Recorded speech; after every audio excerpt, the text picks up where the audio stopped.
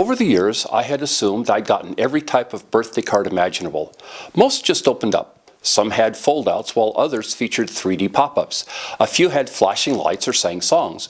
One even had a custom message recorded by the giver. I thought I'd seen it all. Then I got this one.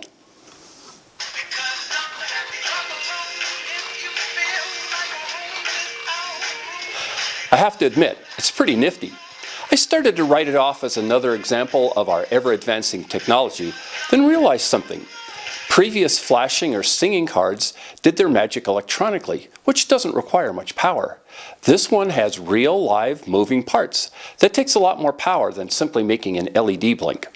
I got to wondering if this card had a larger battery than the others. And what about the motor? Is it a simple solenoid or some sort of strange motion activator? So, let's take this thing apart and see what we find inside.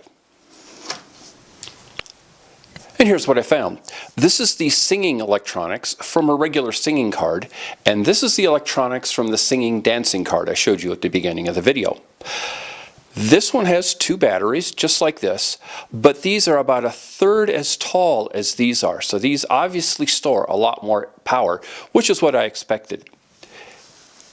It's activated when this is slid open by opening the card. It allows this switch to make contact. When you close the card, it stops the contact and turns off the music. Let's see how this one works. Everything seems to be about the same. Same type of switch, same two batteries, integrated circuit. The only difference is the motor unit.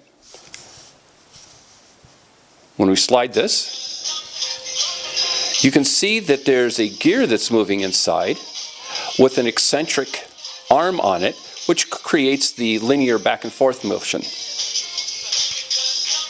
This is actually a lot more complicated than I thought. Let's take a closer look at the back and see if we can see how it works. Here's the electric motor, which drives the worm, which makes the main gear rotate and creates the back and forth motion.